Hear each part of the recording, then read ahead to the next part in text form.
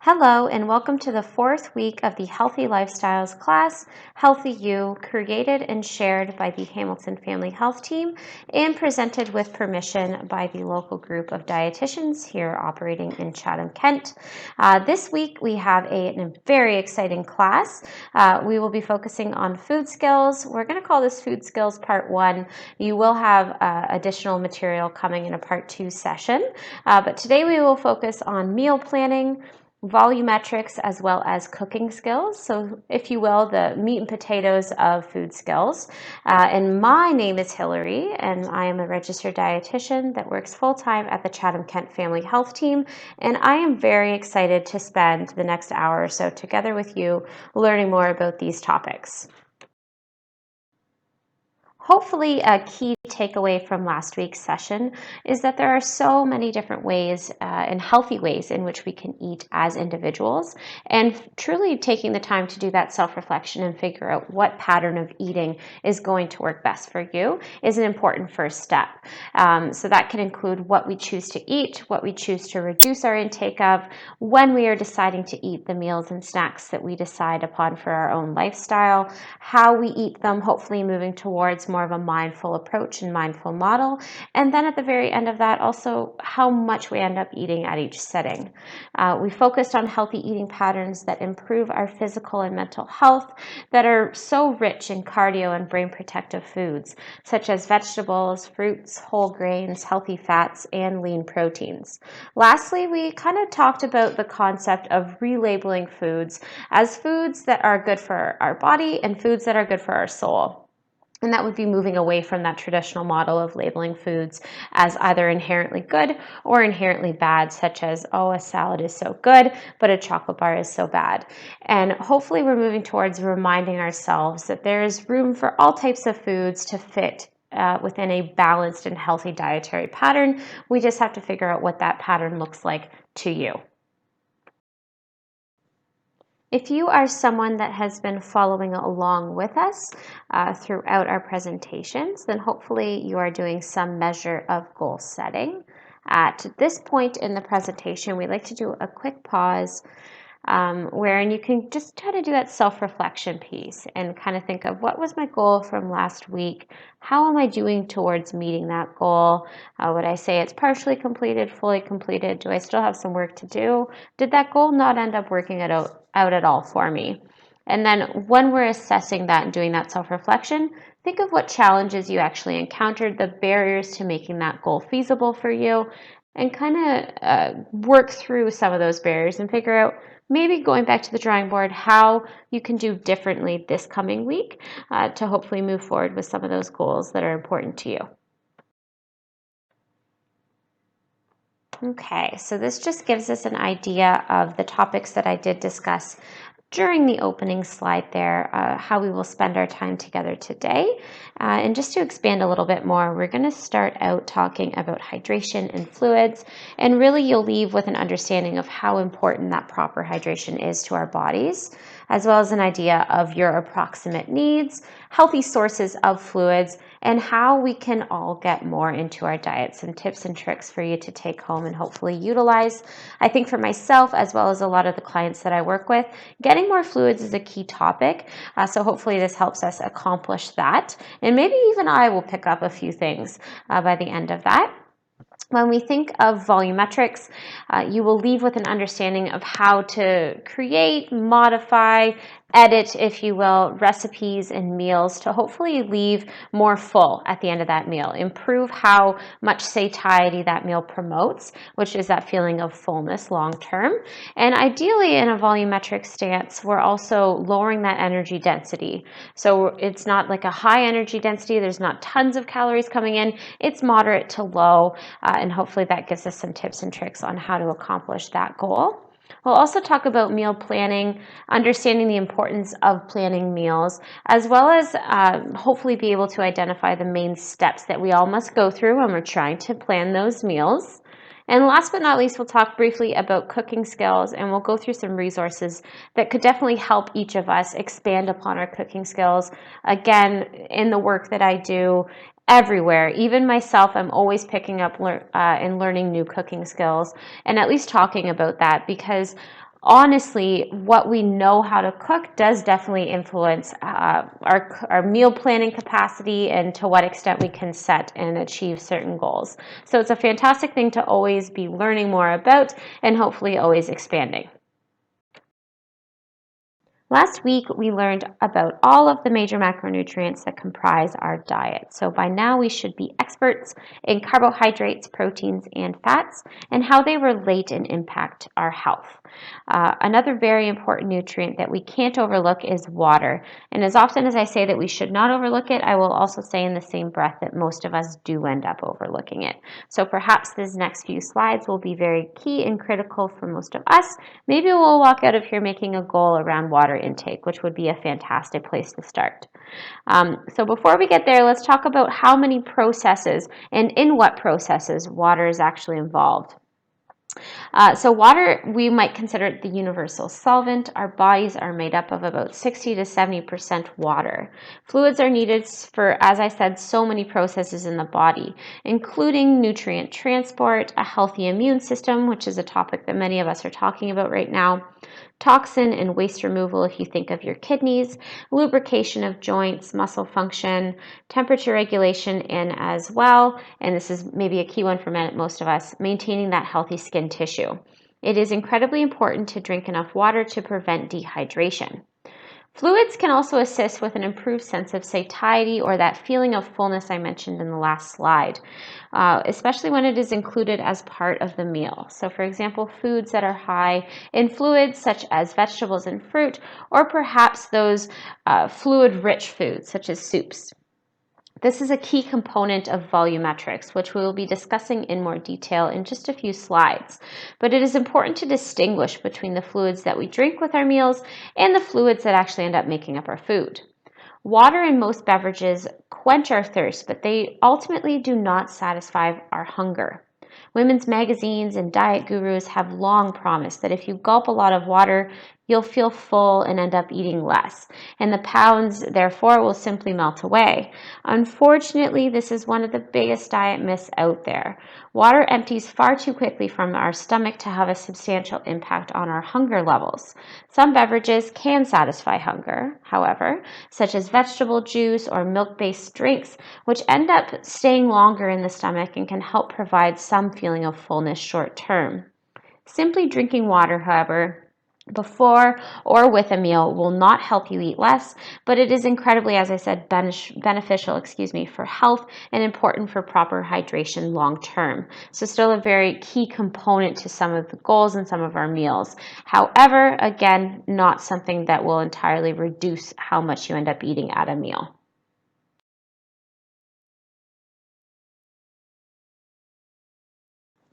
You might be surprised to know exactly how much fluid your body would require and need depending on your gender.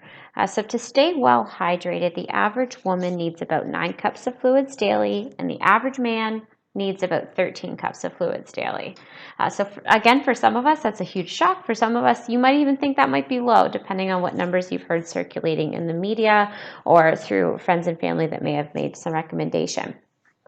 It's an important note here to say that those numbers, the 9 cups and the 13 cups, does include water that comes from other beverage choices as well, not just water alone. It includes water that comes from, for example, juice if we're doing that, or tea for it's just some quick examples off the top of my head. These are estimations only, and I can't stress that enough. So individual needs may very well depend on different factors such as the weather, the activity level, illnesses, different diseases and conditions that can change how much fluid our body ends up needing. Fluids from beverages that contain alcohol would not count towards meeting any of our daily fluid intake needs. And just a quick reminder here to think that most of our bodies, 60 to 70% of our bodies actually is made up of water, and fluid is incredibly important in preventing that dehydration so that our body and all of those processes can work as they should. Let's spend some time going through and reviewing all the different beverage choices that are available to most of us. I will definitely go through this chart in a piecewise approach. Each of the rows does represent a different type of beverage, and then amongst them they are divided into beverages that we'd love for you to choose as often as possible, and some of those choices that we might want to limit or make some efforts towards reducing. So we'll start off with the easy one. We spent a lot of time already today talking about water.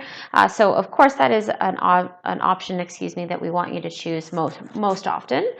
Soda water is also included in there, whether it be plain or naturally flavored. A lot of people are really coming on strong with the water bottles that do have that place to add some little additions, such as the lemon, the lime, the mint, ginger, cucumber, frozen berries. A lot of people I have seen anyways with the frozen berries are really enjoying those options. There are a few different circulating recipes if anyone is interested. Definitely a growing area of interest. On the flip side of that, we have those beverages that we want you to choose a little bit less often. So fruit juices and sweetened drinks. The sweetened drinks can include anything from pop, lemonade, iced tea, sports drinks, energy drinks, artificially sweetened things. And there's just a bit of information I'd like to share about some of these options.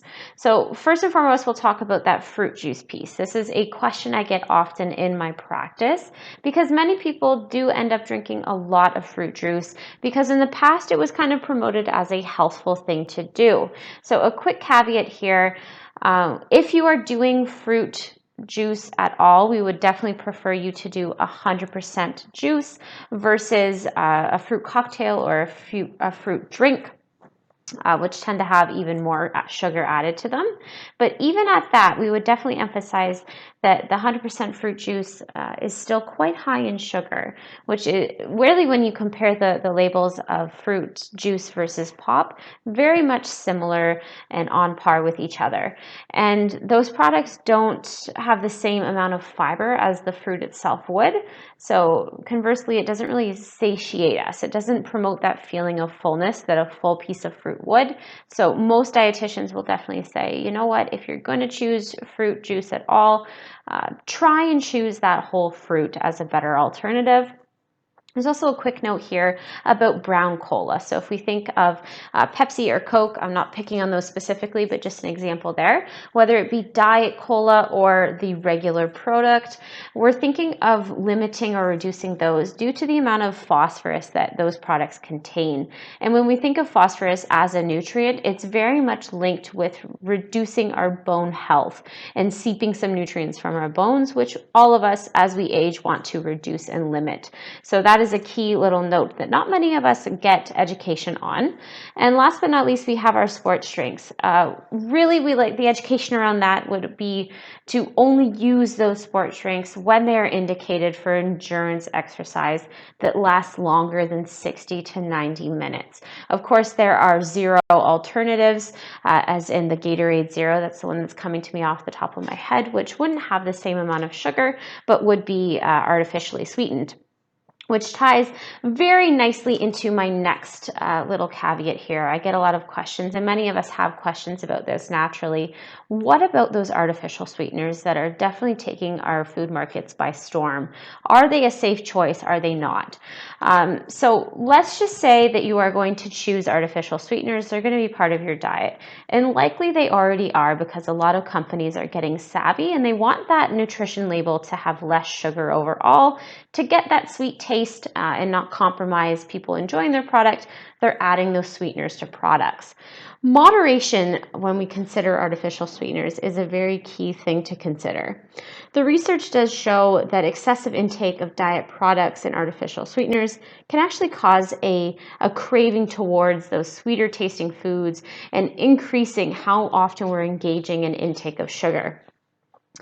Research has also suggested that there's some kind of hormonal influence that those artificial sweeteners could have, or a negative impact on our microbiome, which is that lovely colony of bacteria that helps us digest foods and lives in our gut.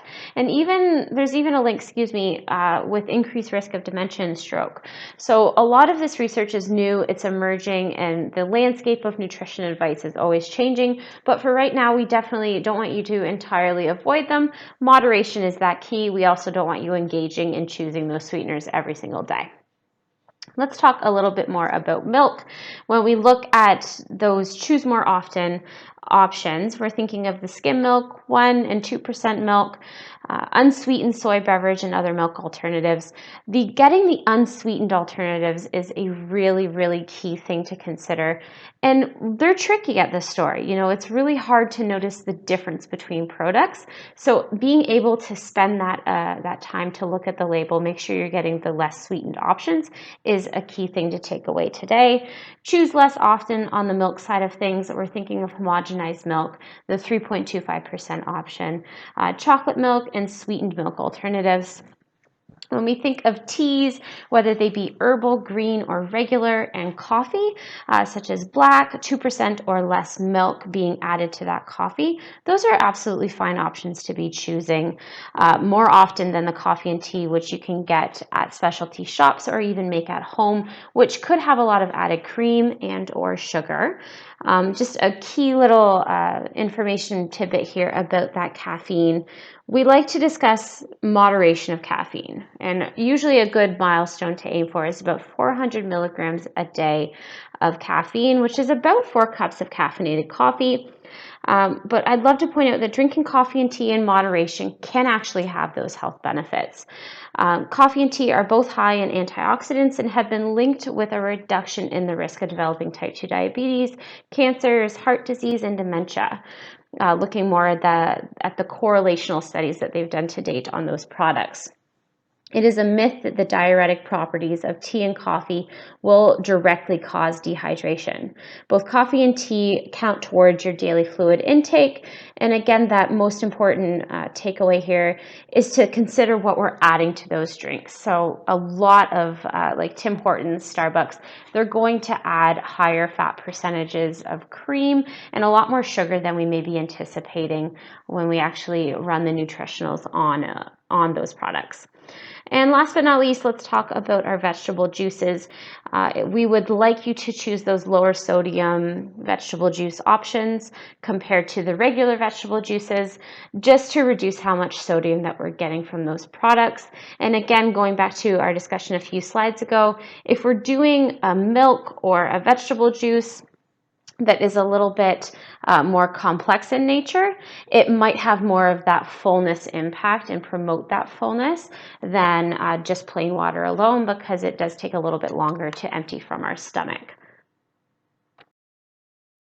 This will be our last slide that talks about fluids, and we will end this discussion with some tips and tricks to hopefully utilize and help us to improve upon how much fluid we're getting in a day. Most of us, again, could stand to improve upon our fluid intake totals. And just a reminder for you all, there is a handout in the workbook that you all have access to that kind of summarize some of those hydration concepts and some of the tips that I'm about to go through. So one of the first things that most people start with is trying to carry a water bottle with us. And that could be just keeping it by our desk if we're going to work, or keeping it on a table at home where we often spend a good portion of our day. And usually we suggest that people just kind of treat themselves to a water bottle that they think they really like. So that could be they like it visually, they like the way it feels in their hand, they like the size of it. If we like that product, we're much more likely to use it. It seems very simplistic in nature, but it definitely does pay off in the long run. Keeping bottled water on hand, everywhere that you will be, whether that be again in your car, your office, at home, keeping that water bottle that you like and enjoy using right beside you as often as possible. Setting a timer is actually an interesting one that works for a lot of people that are not in the habit of drinking and often forget to drink. So the timer ends up working very well for these people because it gives us all an audible reminder that drinking is supposed to be happening at certain points in the day. And again, because many people just get out of the habit, or perhaps that thirst mechanism that usually triggers us to drink is not present in the same degree, and that's specific to certain conditions as well as to the aging process. So setting a timer for a specific time interval, or perhaps to remind you to pair a glass of water with each of your meals and snacks, is a very helpful tool for some. And in time, many people always say, do I have to set this timer for the rest of my life? In time, that drinking routine becomes very innate and normal to you. And before long, you'll be pairing that glass of water with every meal without being prompted to do so once you get into the habit and the routine of it. Always carrying water for exercise. And that is a very key step in actually getting the most out of a workout. Let's say you're out on a run and you get dehydrated during that run. Your heart has to work a lot harder to pump that blood around the body because your blood's a little bit thicker at that point when you are dehydrated.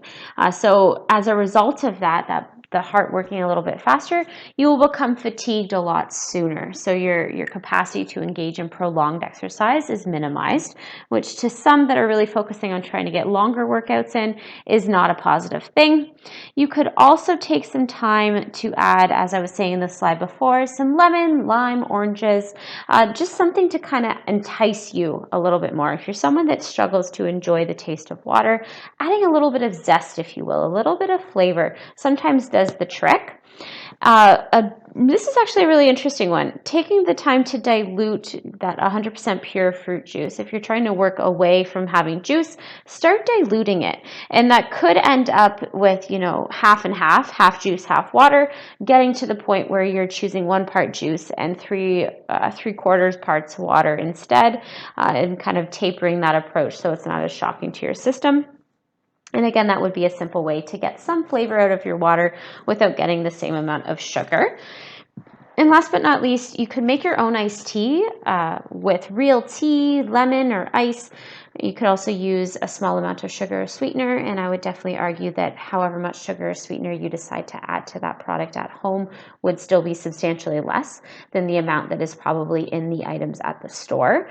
And especially as we approach summer and the warm weather that we usually get here in Chatham, Kent, finding a way to make drinking more enticing as we experience those more environmental triggers, which make it harder for us to stay hydrated, is a very key thing to take away today.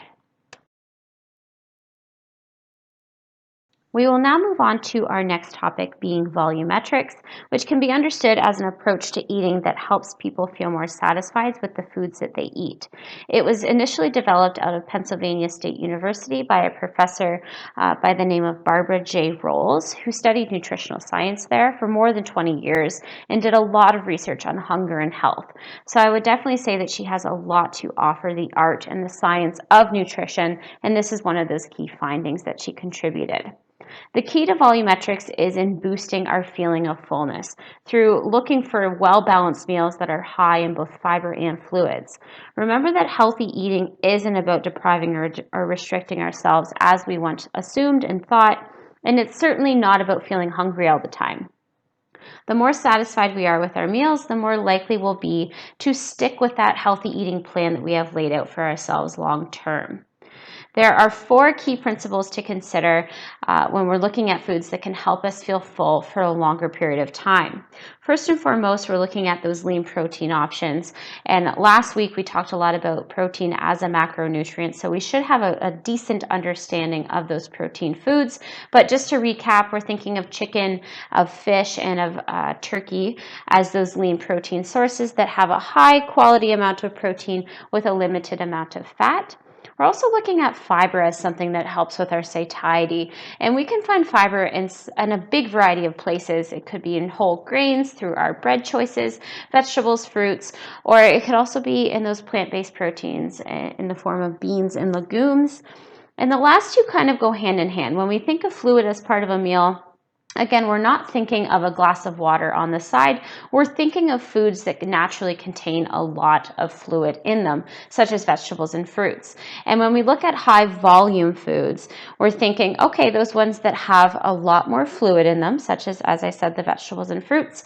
And we're also thinking of this second component of those very same foods, being that they're lower in calories as compared to a high calorie density food, which has a lot of calories for just a small amount of weight. A good example of a high calorie food would be something like cheese and something like nuts. And that is not to discourage you from including those. They can definitely be included and are fantastic sources of certain macronutrients, but they definitely do not contribute to the concept of volumetrics the same way as lower calorie density foods do. By applying the principles of volumetrics, not only will we feel more satisfied with the foods that we are eating, but we can ensure that our meals will be well balanced and will contain nutrient-dense food choices that are very important for our health long term. It may not be realistic to achieve all of these concepts that we've talked about with every meal or with every snack, but making some small tweaks and small adjustments to change the way we're approaching mealtime, even a few of those small changes can make a really big difference long term, especially when they're added together. And that is the spirit of healthy lifestyle changes, and definitely the spirit of this class is to help us in making those small steps that can lead us towards more lasting and long-term change. In the next few slides, we'll have the opportunity to go through a few examples of volumetrics so that we can start applying some of these principles. Let's remember that our stomachs register food by weight, not by calories alone. We want to eat a satisfying quantity of food, but not a huge amount of calories. So there's a bit of a balancing act that needs to happen. We're going to start with our first example of looking at a typical breakfast meal, which to some of us does mean that we are including cereal. The bowl on the left is a sugary, high-fat granola-based cereal with whole milk added to it. The coffee has both cream and sugar added. These all contribute to a very high calorie content for a very little amount of food, as is seen in the picture here. The breakfast option on the right, in contrast, has some fresh fruit added to the side. We see some berries on the side. We also have lower fat milk that's being added to the cereal, and the coffee itself contains milk and no sugar. Overall, it is a more nutritionally rounded meal. You'll get the same amount of calories in both meals. You'll see at the bottom here that it's about 400 calories. But the volumetric option on the right has a lot more fiber and overall nutrition, and a lot of us eat with our eyes. It's a lot more bang for your buck, if you will. We like a larger volume. It feels more satisfying to us. So therefore, when we're more satisfied, we're going to leave that meal a little bit better off, and that meal will feel a little bit longer lasting than the meal on the left. The same concepts will apply to our lunch meal here. So on the left, we have a standard roast beef and cheese sandwich, which is served on a white bun with some creamy coleslaw and sweetened iced tea on the side. As you can see, a very, very small amount of food for a lot of calories, with the caloric total, being 500 calories. If, however, you choose a sandwich that's packed with veggies and roast beef, served on a whole grain pita, you could also have the advantage of adding a red lentil soup, 2 clementines on the side, and a reduced sugar iced tea for the same amount of calories as you see on the left. And again, with this option, you're enjoying a higher volume of food from a more well-balanced meal and feel more satisfied leaving that meal as a result. We will conclude our discussion about volumetrics by looking at a supper meal. And it's fairly typical for most of us at some point in our lives to have to grab food on the go and rely on someone else to make that meal for us. So usually these options happen to be deep fried. They're usually paired with sugary dips, such as a barbecue sauce, and they typically come with a sugar containing soda or drink. So this is a fantastic option. This meal on the left has a typical meal you might find in a food court or perhaps even from a fast chain. It could include some deep fried chicken, regular soda, ketchup, and barbecue sauce for dipping. This is a very small amount of food. When it's actually displayed on this plate, it always makes me think, I'm thinking in real life I would probably get possibly 2 times this amount, possibly even closer to 3 or 4 times this amount if I were to order this right now at a restaurant. But the idea of this concept is that you're comparing calorie-wise, not what you would standardly get. So when we look at the caloric content, what you get for 500 calories, on the left compared to what you're getting on the right, huge difference there. For the same amount of calories on the right, you could choose a baby arugula salad with some grilled chicken and seasonal tomatoes and brown rice, paired with some lemon balls and unsweetened iced tea. Again, you would be consuming more nutrients in support of good health with this manner, and you would also feel much more satisfied, all without additional calories at the end of the day. Lucky for us, we do have a handout in your workbook that summarizes volumetrics and also gives you some examples of what you could do in your day-to-day to try and increase and live by those volumetric principles. But just as a key takeaway, here are some probing questions for you to consider in the meantime. How could you make your current go-to breakfast a little bit more filling? How could you make your lunch that you take to work a little bit more filling? What could you have adjusted or added to your dinner tonight using volumetrics to make it in and of itself more filling?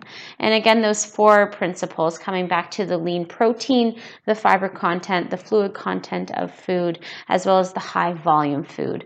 Those are the things you're aiming towards, and it does not have to be an all or nothing approach. It can be very piecewise in nature, and you can build upon your successes to get there.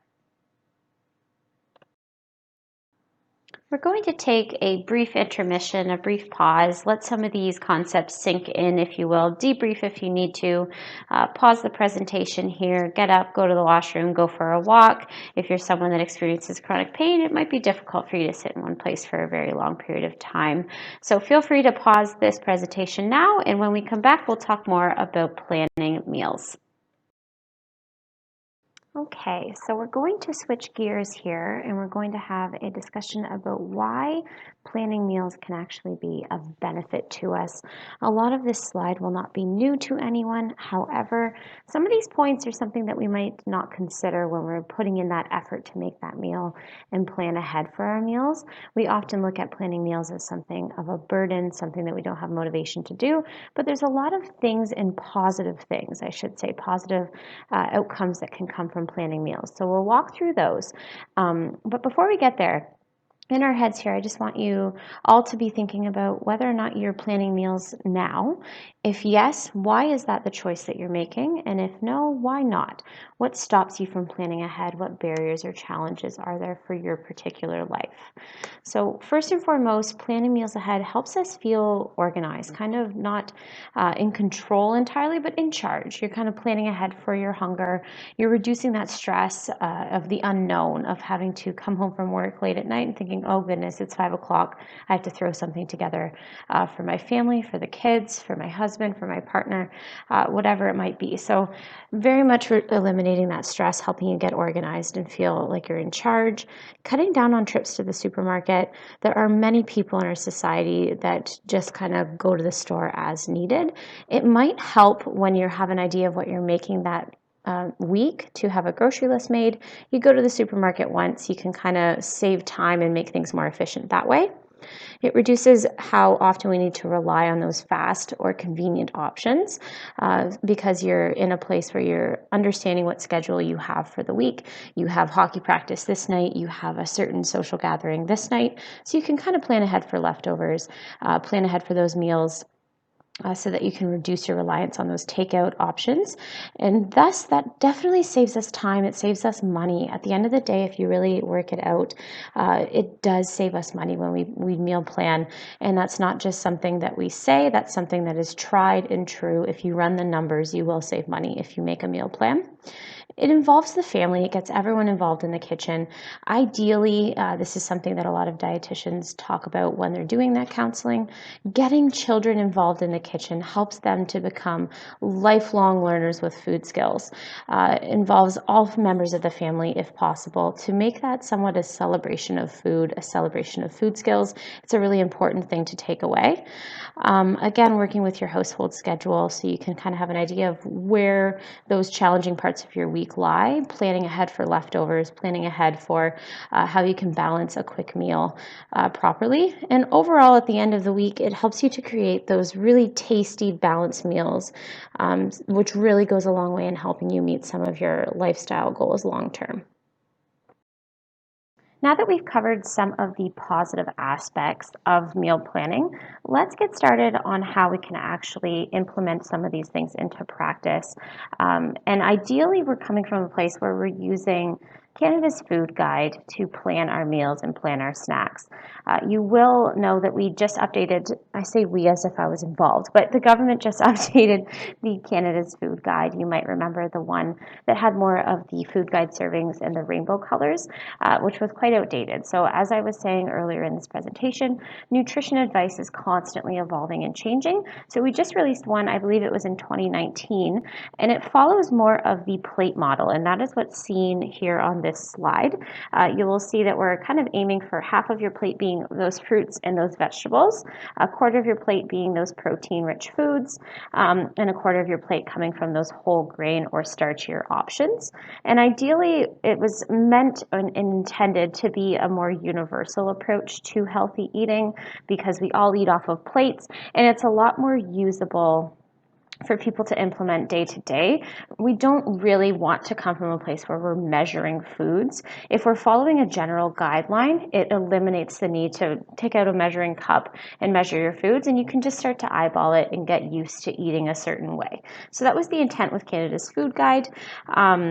So going through each of the concepts here, if we're thinking of what we talked about briefly with volumetrics, we can really help with appetite control and helping us feel full long term. So we're going to review a few of those right now.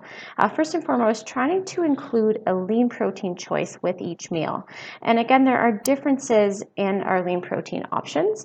If it's coming from a plant-based source, such as a bean, a legume, those types of things, it could include black beans, baked beans, chickpeas, tofu, that kind of stuff.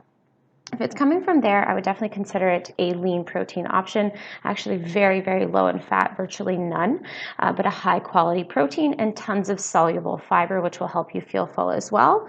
And conversely, when we're looking at animal protein, we like to say those leaner options are chicken, fish, turkey, and things like that are lower in that saturated fat that comes from our animal sources. And when we think broadly speaking of a general direction for people, we're really trying to encourage the intake of more plant-based options. I understand entirely that that's something that is incredibly new and foreign because a lot of us didn't grow up eating those options, but from a financial standpoint, from an environmental standpoint, as well as from a health standpoint, those plant-based proteins such as those beans and legumes, as I was saying, are a fantastic thing to work towards eating at least a few times a week in place of animal proteins. As well, remembering to incorporate water or foods that are high in water. And that would be those vegetables and fruits that comprise half of your plate, ideally, which adds a lot of fiber into our meals. We're looking at choosing more whole grains most often.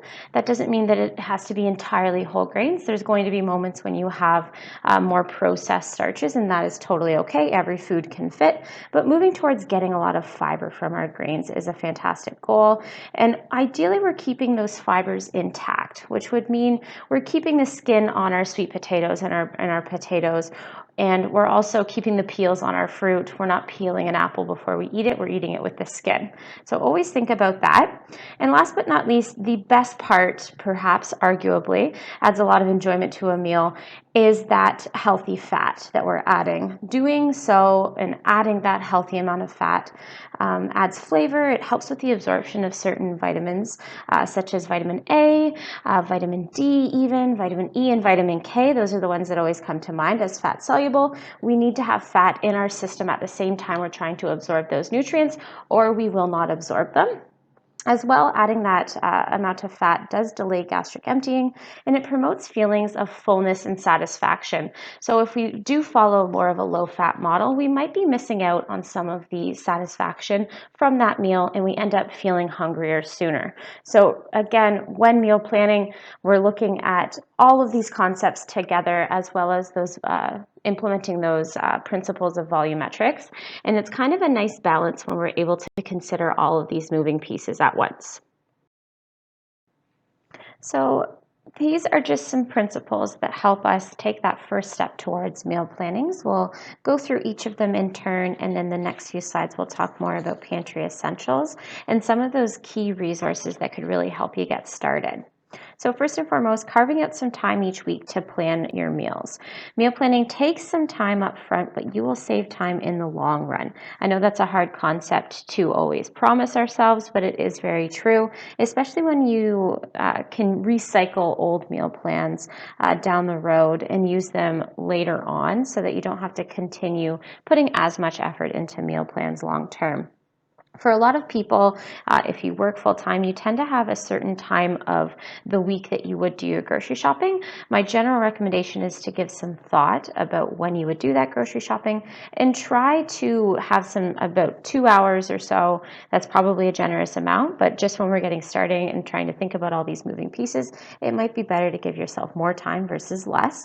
But give yourself about 2 hours before you go on your typical grocery shopping day to sit down and think about what meals you'd like to have that week. Getting ideas from family members tends to be a really key point too. If you're cooking for anyone other than just yourself, if you have children, if you have a partner or significant other, get some input from them. They will always be more likely to eat what is prepared if they are involved in that process, and therefore it will end up being easier to get help with the meal prep and the cleanup process if their food preferences are being considered. They kind of feel like a valued member of that food journey.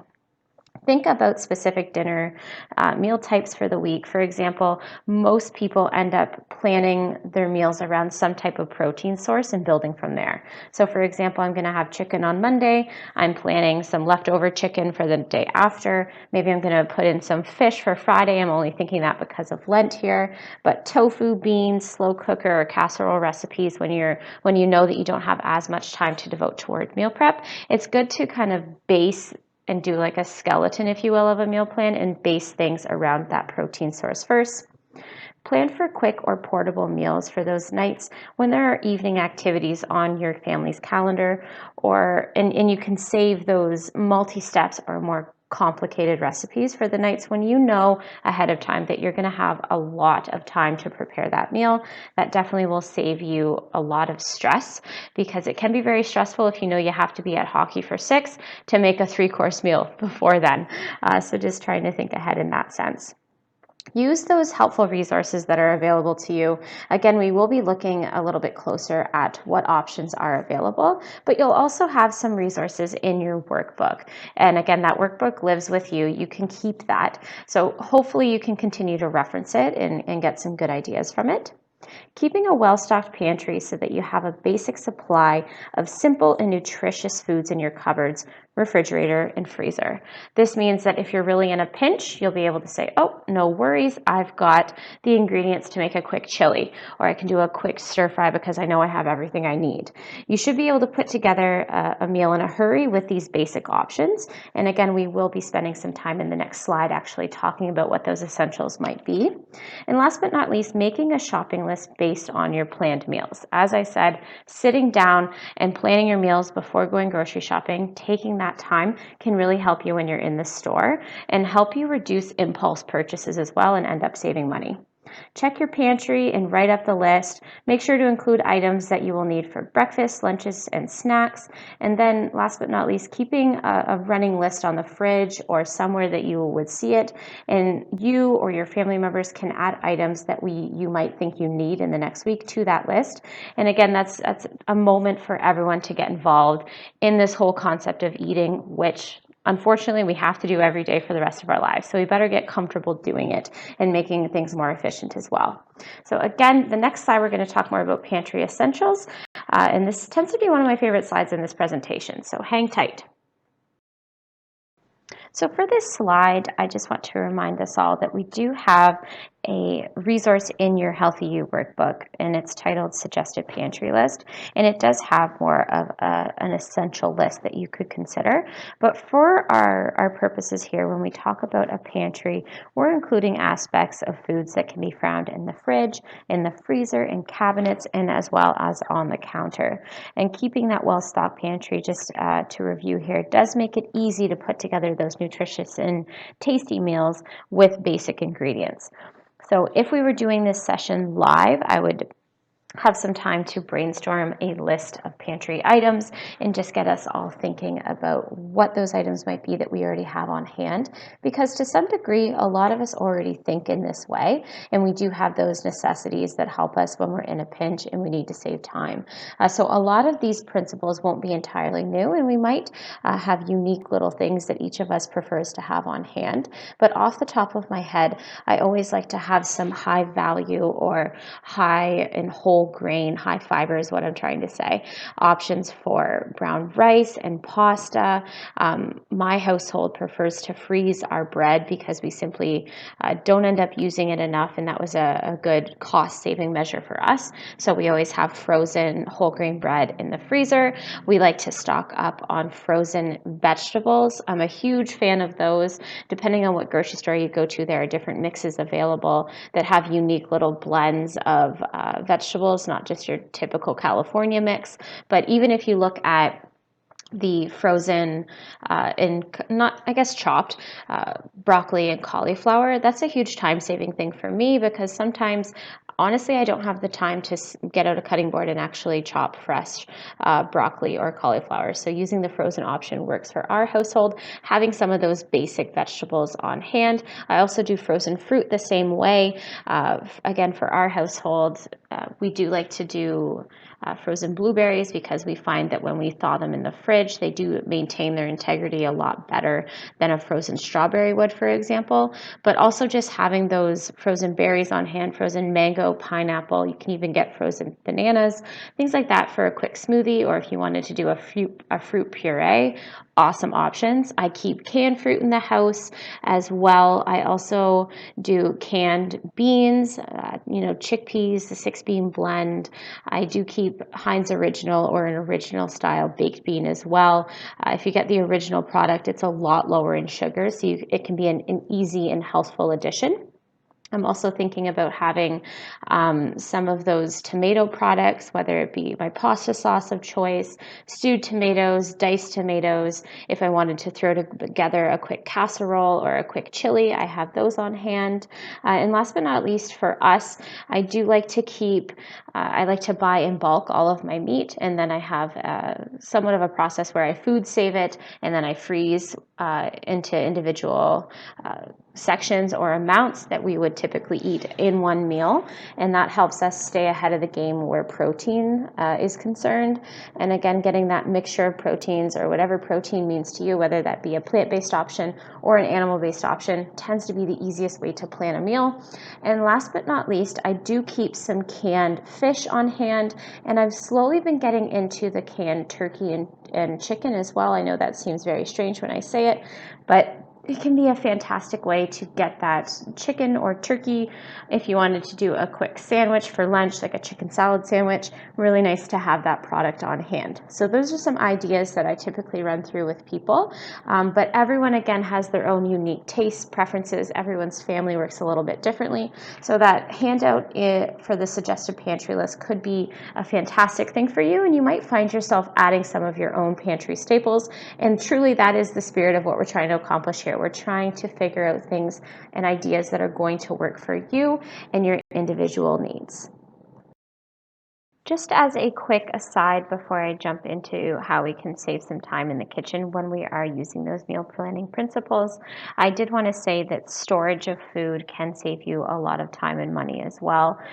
For example, I just learned that if you put an apple in with your bag of potatoes, it prevents those potatoes from sprouting. As well, if you get home from the store with carrots, you peel them, you chop them up, and you store them in water. That helps them to, they could even last months. So learning how to store the food that your hard-earned money goes into buying can be a very useful tool. And sometimes people like to start there because it almost becomes like an obsession to help themselves elongate the shelf life of all the food that they're purchasing. And that goes for more like fresh produce, of course, but learning to store even frozen things too, and what can be thawed appropriately and how you can use things. There's an art to all of these things, and you're going to pick up little tips and tricks along the way that, again, work for your own preferences. So that was just a quick aside that I was thinking of before I was planning to talk about this slide. So once you know what your meal plan would be for the week, you can begin to save time planning ahead. And this might not be something that you are able to engage in right off the bat, but after a year or so, perhaps of meal planning religiously, you might be able to be like, okay, I'm now comfortable operating with this meal plan. I might be able to save some additional time by making parts ahead of time. I know quite a few people that get home from the store. They might have some fresh peppers.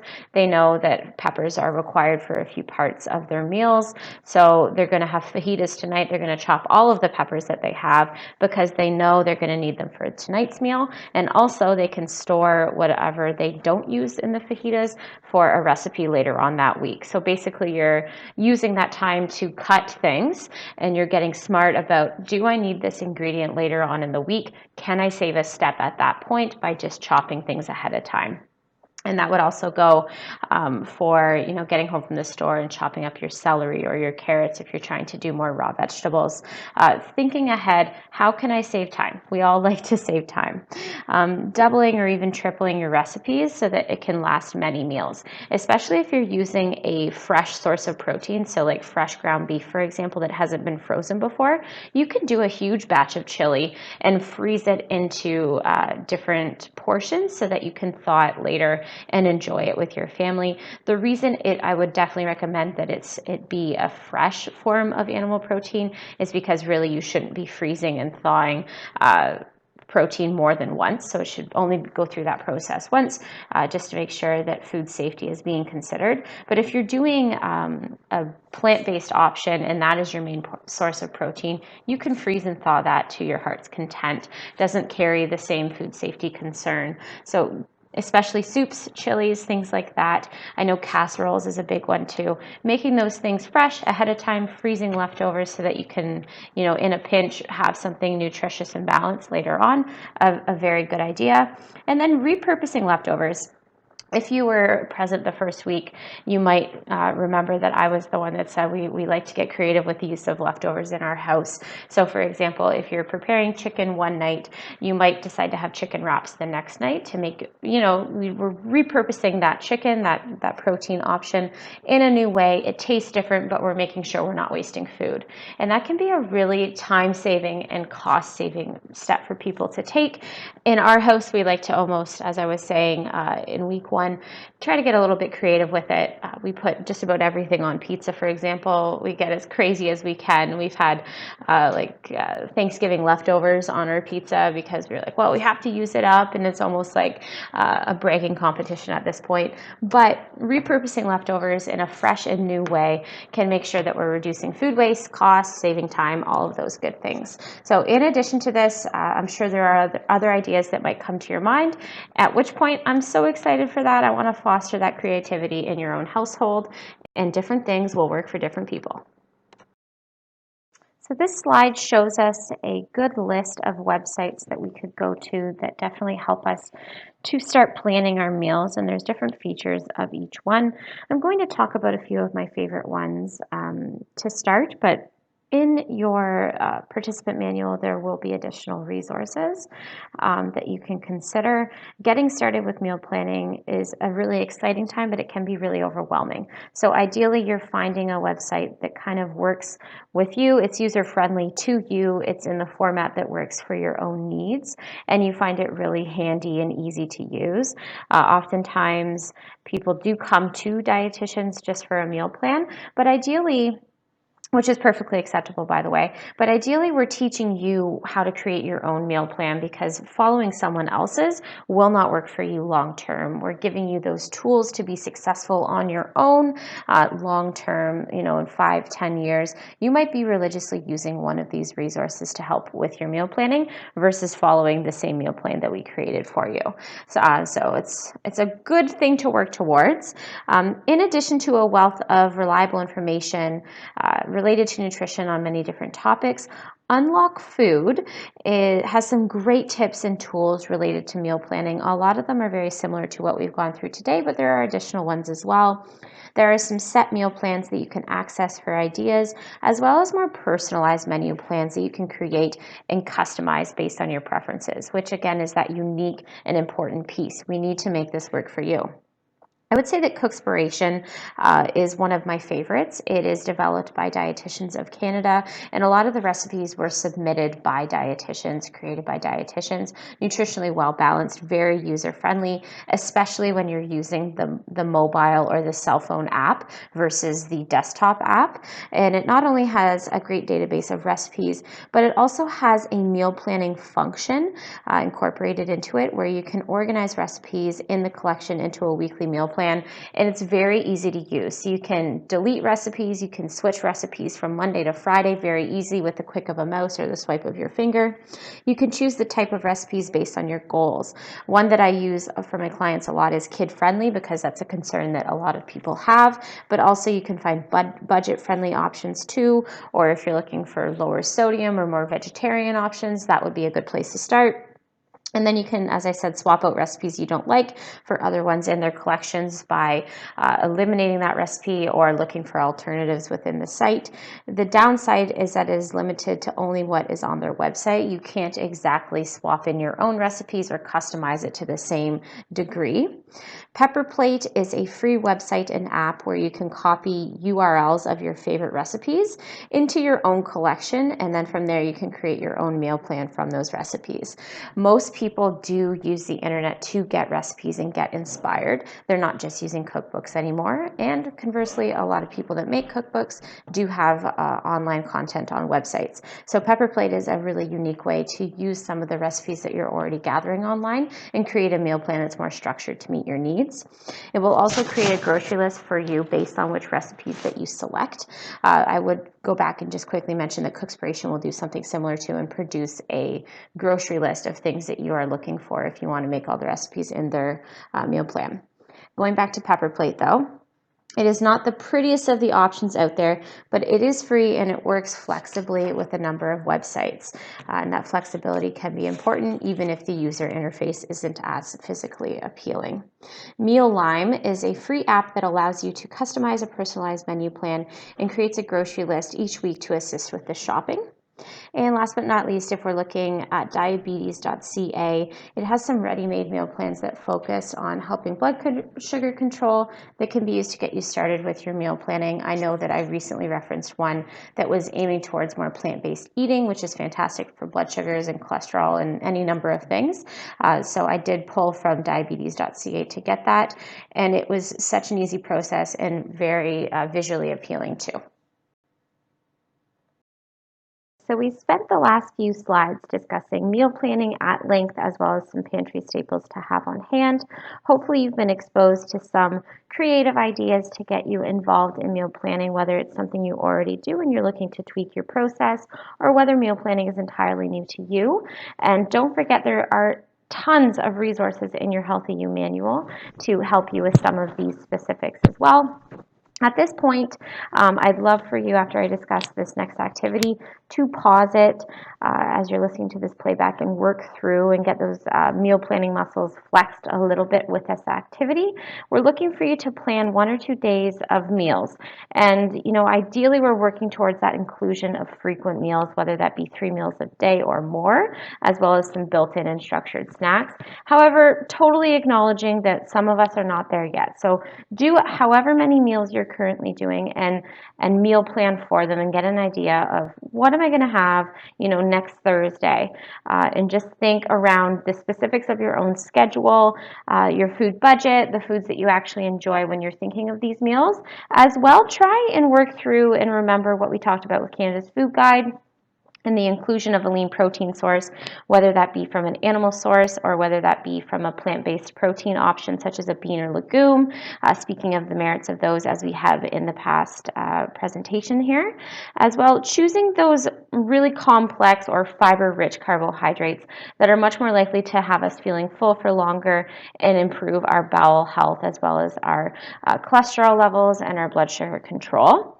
Thinking of foods that have high volume, that perfect mixture of fluid and fiber. Fantastic example is those fruits and vegetables that we've continued to talk about. And last but not least, not forgetting that fat source and making sure that we're trying to add that into the meal. We've talked a little bit in the past presentations about unsaturated fats versus saturated. We're really hoping that we can move towards more unsaturated intake. And the easiest way to think about whether it's an unsaturated fat, typically from a plant source, versus a saturated fat, typically from an animal source, is to think, is this fat source soluble or liquid, at room temperature, such as a vegetable oil, canola oil, olive oil, or is it hard at room temperature, such as a butter? And there, of course, are exceptions to that rule, but in general, that's a good rule of thumb. So we're trying to remember all of these moving pieces. Do your best to come up with some meals that fit for your lifestyle and are unique to you. This slide contains what we might consider a meal planning checklist, and this can be consistently referenced on an ongoing basis just to make sure we're remembering those key concepts from this discussion. Did we plan our meals based around a well-balanced plate as Canada's Food Guide would represent? Did you pick those higher fiber, whole grain, complex carbohydrates that are going to take a lot longer to break down once we eat them? Are we including vegetables and fruits for that volumetrics approach during our meals? Are we choosing lean protein, whether it be from a plant or animal source? And are we including those healthy fats? So I'd just like you to reflect upon the meals that you just created, 1 or 2 days worth of the meals as we talked about in the last slide. As well, there's a few other considerations that are beyond this checklist that I'd just like to run through with you. So it's important when planning to think about how long these meals are going to take you to make. If you choose a lot of recipes that are very extensive and they take a long time to make, but you have very little time to prepare the food, it's going to be very hard for you and challenging to stick to the meal plan that you set out for yourself. Maybe including a takeout day on a more hectic day or planning meals where you can use leftovers for another meal would be a really good strategy to employ there. It is also important that our meal plan fits into your budget and that the meals include foods and recipes that you truly enjoy. If it's putting a strain on your budget or perhaps incredibly full of recipes that you don't actually like, how can you be expected to stick with this plan long term? Again, the whole point of doing some of these exercises is to find something that's unique and personalized to you. And lastly, I'd like to ask you, if you had thought about preparing the 1 or 2 days worth of meals, do you feel that the additional criteria that I just mentioned here are met with those meals? Is it budget friendly? Are you including recipes you like? Are you considering how long recipes take to make? If the recipes or the day's worth of meals does not fit that criteria, what changes could you think of making to ensure that they do meet the criteria? And last but not least, I would encourage you to continue this meal planning activity at home and complete the rest of the week. Of course, we only plan for 1 or 2 days worth of meals, but there are 7 days in a week. There are a lot more meals to plan for. So once you get the ball rolling on just a few days of meal planning, we can easily grow from that success. We will briefly review some other key concepts that the new Canada's Food Guide does include. It emphasizes cooking at home more often and eating with others and enjoying everyone's company while food is at the center of that enjoyment. Cooking and eating together is a great way for families to come together, enhance communication, and improve overall nutritional intake. Making meals at home can be an enjoyable experience that promotes balanced meals and builds food skills. Knowing how to store, prepare, and cook foods, as well as how to put together a balanced meal, is important for everyone. Kids can start helping out in the kitchen at a very young age, which helps them become interested in foods and may reduce picky eating, which is something I practice very much so with parents who are struggling with their child being a picky eater. Getting them involved in the kitchen is a huge solution to that issue. As well, when we really look at the basis of trying to accomplish some of these things, financial commitment is something that we always give some thought to.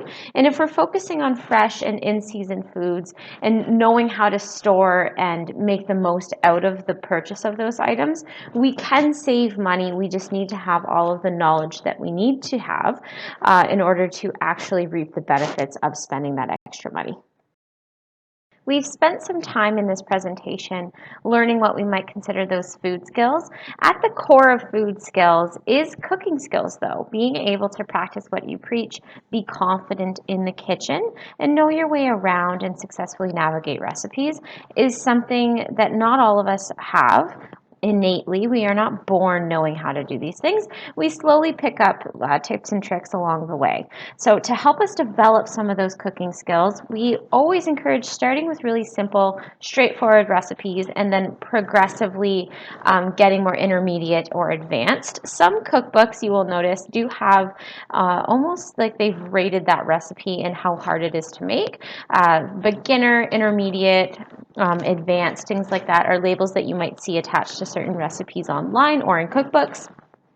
Finding some recipes online through Cookspiration or some of the other meal planning websites that you can find in the additional resources in your workbook. You might also see some apps or bonus recipes that the Hamilton Family Health Team has pulled from their other programs that you might want to start with as well. Asking your friends and family for their favorite recipes and giving those a try. Again, acknowledging that everyone has a unique taste preference, or perhaps that certain meal has some type of traditional meaning to them, which makes it a little bit more tasty in their mind. It's really important to step outside your comfort zone and give some other things a try. And if we ask for people that are close to us to give us some of their favorite recipes, it definitely gives you almost like an inside scoop. You're much more willing to try a recipe if someone that you know and love has tried it and loved it themselves. And lastly, Hamilton Family Health Team does have a Cooking for Better Health series, but of course that would probably be offered only in the Hamilton region. It might not be as applicable to our local area, but there are some different cooking classes and things like that that perhaps the Chatham-Kent Community Health Center would put on. I know at one point that there were some classes out at the Superstore. You could do some cooking classes. So investigate what your local community actually has and maybe sign up with a friend and attend those classes together just for some inspiration. To review what we discussed today in the hour or so that we've been chatting here, we started by talking about the importance of hydration, your hydration needs, and some healthy beverage choices that we might consider. We also talked about volumetrics and how we can utilize those principles of volumetrics to hopefully improve our satiety coming out of a meal. We talked about the benefits of meal planning and really had some zoomed in resources on how we can start that meal planning step. For some of us, as I was saying, it could be entirely new, and for some of us, maybe we've been implementing certain aspects of meal planning for a while. We just need to touch them up a bit. But as a whole, we're always looking for new ideas on how to get these jobs done. So hopefully the available resources and tools that we went through will help you be successful long-term with some meal planning. As you know, a key component of all of these Healthy You classes is to try and utilize that goal setting as often as possible. So these are some ideas for goals that can be set after our discussion this week. Perhaps you're going to consider implementing some of those aspects of volumetrics in your meals, or maybe you're going to try and plan your meals for the week, or maybe you're just going to keep it simple and try a new recipe and get outside your comfort zone. Maybe try a new plant-based recipe, for example, which can be a lot of fun because oftentimes people are very, very pleasantly surprised that when they make a plant-based meal, it can be very tasty compared to an animal protein-based meal. We'd also encourage you to look at your participant manuals for any additional resources. And next week, we'll be chatting about food skills. Again, it's more of a part 2 or more of a way to advance some of the topics that we talked about today, specific to grocery shopping, how stores do end up laying out their locations, just so that honestly, you're more likely to spend more money, more likely to impulse buy and choose certain purchases. We'll also talk about how you can be supermarket savvy and get the most bang for your buck, and kind of beware of some of those food marketing tricks that they're employing. We will do some discussion about label reading. Have some labels on hand, such as things like your favorite box of cereal, your package of bread, a canned good, a beverage, things that you eat, drink, or use often enough that you would be curious about dissecting that label. And lastly, we'll also be talking about reducing food costs and reducing impulse buying as well. So next week is going to be jam-packed with a ton of information, and we look forward to connecting next week. Thank you all so much for your time, and hopefully you have gotten a lot out of this time together, and we look forward again to next week.